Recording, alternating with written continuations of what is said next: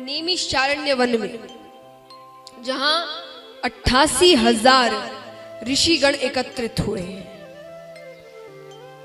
उनमें सबसे बड़े ऋषि है शौनक ऋषि। तो उन 88,000 ऋषिगणों को हम शौनकादि ऋषियों के नाम से संबोधित करेंगे। उन्हें कथा सुना रहे हैं सूत जी महाराज। सूत जी महाराज कथा आरंभ करते हैं। यहां पर शौनकादि ऋषियों ने एक प्रश्न किया। शौनकादि ऋषि कहते हैं, अज्ञान ध्वांत विद्वंश कोटि सूर्य समप्रभा सूताख्या ही कथा सारम मम कर्ण रसायनम मम कर्ण रसायनम। शौनकादि ऋषि कहते हैं कि महाराज, हम सब में अज्ञान रूपी अंधकार ही अंधकार है, और आप में एक नहीं, दो नहीं, तीन नहीं, करोड़ों सूर्यों के समान ज्ञान रूपी प्रकाश है। आप हमें ये बताइए कि कलयुग में जीव का कल्याण कैसे होगा, क्योंकि कलयुग में तो जीव मोह माया से लिप्त होगा, संसार में पूरी तरीके से संसार में जा चुका होगा। कितने तरीके के दुख होंगे उसे, पीड़ाएं होंगी, रोग होंगे, इन सब में उसका कल्याण कैसे हो।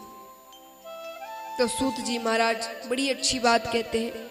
सूत जी कहते हैं, काल व्याल मुख ग्रास त्रास निर्णाश हे तवे श्रीमद् भागवतम शास्त्रम कलोकिरेण भाषितम। सूत जी कहते हैं कि काल सबको अपना भोजन बनाते हुए आ रहा है। एक सर्प की तरह है वो जैसे जैसे चल रहा है, एक एक व्यक्ति को अपना भोजन बना रहा है। काल यानी, काल किसे कहते हैं? मृत्यु। तो मृत्यु निश्चित है। देखिए महाराज, जैसे एक बच्चा जब जन्म लेता है, तो जैसे ही वो जन्म लिया, अब वो बड़ा होगा कि नहीं इसमें संदेह है कि नहीं? आपको थोड़ी पता है वो कितना बड़ा होगा, उसकी उम्र कितनी है। तो वो बड़ा होगा कि नहीं उसमें संदेह है।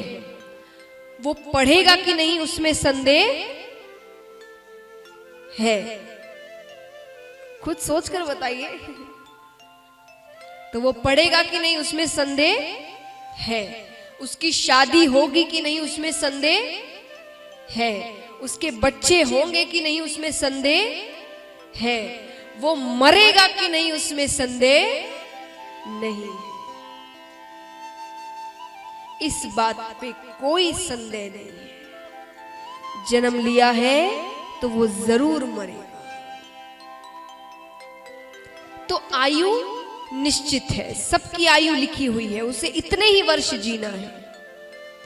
तो काल सबको अपना भोजन बनाते हुए आ रहा है, लेकिन इस निश्चित आयु में अगर कोई कल्याण कर सकता है कलयुग में, तो वो है श्रीमद् भागवत कथा।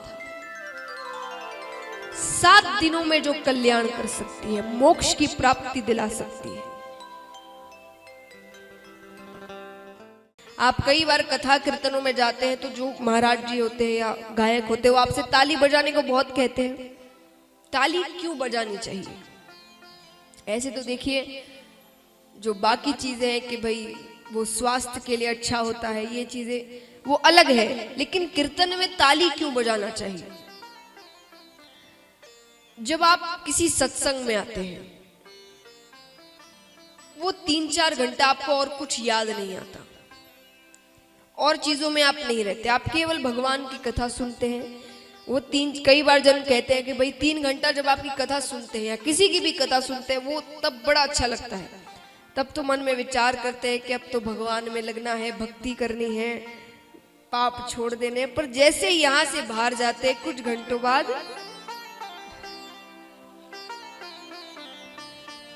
तो ऐसा क्यों होता है कथा में? क्योंकि आप जब सत्संग में जाते हैं ना, तब जीव और ब्रह्म का मिलन होता है, आपका ठाकुर जी से मिलन होता है। तब वो कुछ देर के लिए आप संसार को भूल जाते हैं। लेकिन ऐसा नहीं है कि मिलन तुरंत हो जाता है, कई चीजें बीच में आती है। जो मोह माया रूपी जीव जंतु है, भोग विलास, ये सारी चीजें बीच में आती है, आपको ठाकुर जी से मिलने से रोकती है। तो ये ताली बजाने से वो सारी चीजें दूर भाग जाती है, आलस चला जाता है। अब बैठे बैठे बैठे रहेंगे तो आलस आएगा, ताली बजाते रहेंगे तो जोश रहेगा, तो आलस नहीं आता। और कई बार आसपास भी ऐसे लोग बैठ जाते हैं जो खुद तो कथा सुनते नहीं, दूसरों को भी सुनने नहीं देते। हर थोड़ी देर में पानी लेंगे आप, सुपारी लेंगे आप, सौंफ लेंगे आप, कितनी अच्छी कथा हो रही है, अरे इनको तो हम जानते हैं, ये तो हमारे पास, अरे कथा तो सुनने दो। अब खाली बैठे रहोगे तो वो आकर बात करेंगे ना, ताली बजाते रहेंगे, जोश में रहेंगे, भक्ति में रहेंगे, तो वो आपसे कुछ कहेंगे नहीं। इसीलिए ताली बजानी चाहिए। ताली यानी जब जंगल में सिंह गर्जना करते हैं तो सारे जानवर भाग जाते हैं, वैसे ही कीर्तन में जो मोह माया रूपी जानवर पशु रहते हैं, तो तालियों की गर्जना होती है ना, तो वो सब भाग जाते हैं। फिर ठाकुर जी से आपका मिलन आसानी से हो जाता है। इसीलिए ताली बजानी चाहिए। तो महाराज अब पूरी कथा में बजाना, एक बार का पूरा कोटा मत पूरा करो।